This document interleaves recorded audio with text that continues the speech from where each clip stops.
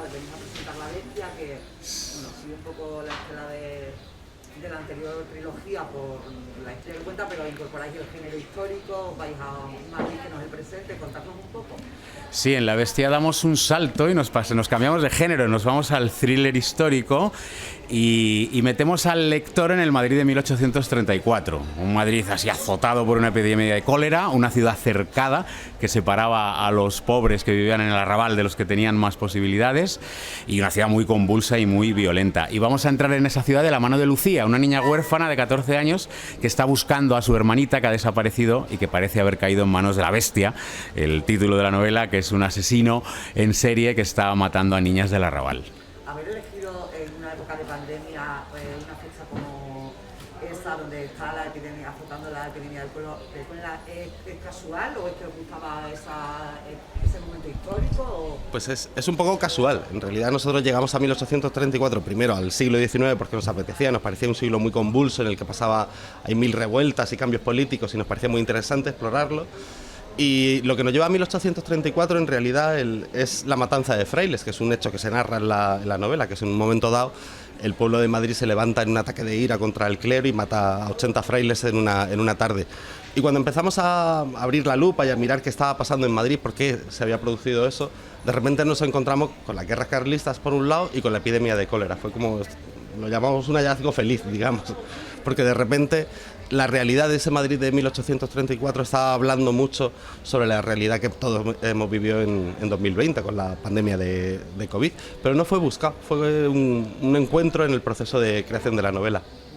Está Lucía, está un periodista, hay un policía, hay un fraile. Al final Madrid también es un poco un personaje, ¿no?, de la novela, tal como se presenta. Sí, ese Madrid del siglo XIX, de 1834, que es un año bisagra, porque Madrid está como con un pie todavía en el antiguo régimen y con el otro pie quiere dar pasitos hacia la modernidad, pero todavía no lo consigue. Es un año en el que efectivamente hay una guerra carlista que está devorando el país. Tú hablas de un fraile, efectivamente, cogemos personajes que simbolicen un poquito el siglo XIX, un fraile guerrillero que encarna dos fanatismos de ese siglo, la vida militar y la vida religiosa. La vida religiosa puesta en solfa porque hay una disputa entre Iglesia, se le está intentando quitar los privilegios a la Iglesia, se los van a quitar un año después. Todo esto crea muchas tensiones y es un Madrid como muy connotado por todas estas cosas, y nos parecía que era un buen caldo de cultivo para meter la historia de thriller que le gusta meter siempre a Carmen Mola en sus novelas. Entiendo que os está dando muchas satisfacciones, pero bueno, llegó con cierta polémica, no lo podemos ver. ¿Para vosotros Twitter ha sido una bestia? Porque al final... No, tampoco. Tampoco. O sea, creo que le damos demasiada importancia a Twitter. Fue como una explosión en el momento en el que salimos y nos dan el premio. Y es verdad que hay como un par de semanas de mucho ruido en Twitter. Pero Twitter en el fondo no es un espejo de la sociedad, es un reducto de un grupo de gente, y la gente que hay hablando al final son 100, 200 personas, ¿no? Lo que nosotros nos hemos encontrado en la calle no tiene nada que ver con Twitter. Y entendíamos también, que surgiera al principio una polémica, que la gente, planteara sus dudas, que algunos se decepcionaran, otros se enfadaran. Parece lógico que haya ese debate. Tampoco lo hemos sufrido tantísimo nosotros. Luego. A todo pasado, ¿cómo valoráis esa polémica? ¿Ha venido bien al final para que se habla de novela, no se habla de literatura? Pues no lo sé si nos ha venido bien. Es verdad que este premio Planeta salió con mucho ruido. Te hacen como un poco la prepromoción en esas 2 semanas de jaleo en Twitter, pero no lo sé, al final el Premio Planeta llega a muchos lectores que eso es lo que nosotros buscamos, ampliar el abanico de lectores, y se abre paso el libro solo, que es lo que nosotros teníamos ganas de que ya se hablara del libro, que la gente empezara a leerlo, a opinar, que empiece a funcionar el boca a oreja, y eso es lo que nos interesa. Todo el ruido no lo escogemos nosotros, nos ha tocado capear un poco todo el jaleo del principio, pero ya está, ya desde hace muchos meses solo se habla del libro. Estáis ya trabajando en recuperar a Elena Blanco para otra historia, y no sé cómo os superáis, o sea, cómo podéis llevar el nivel de... ¿Cómo se superan los 3 libros anteriores, el nivel de gore y la violencia? Me parece un poco difícil. Nos vamos retando los unos a los otros a ver quién dice mayor burrada. Bueno, no lo sé.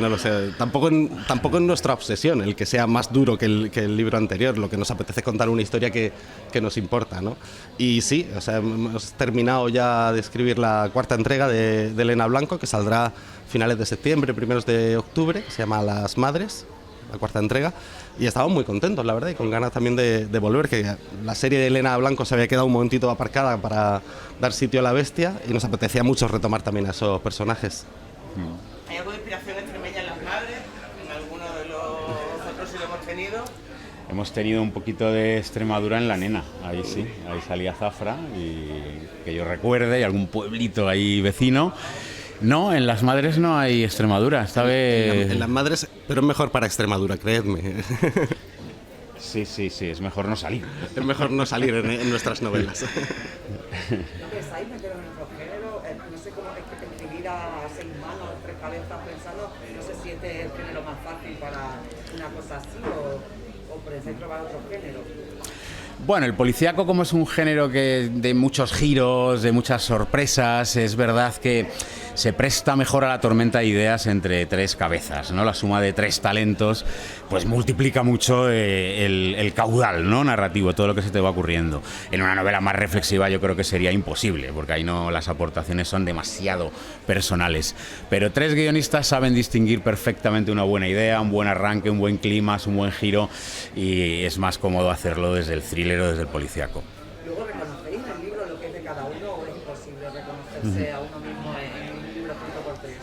La verdad es que no. O sea, la verdad es que en cuanto pasa un poquito de tiempo y relees el libro o echas un vistazo, que tampoco releemos mucho nuestros propios libros, pero cuando le echas un vistazo no identificas exactamente a quién pertenece cada una de las frases.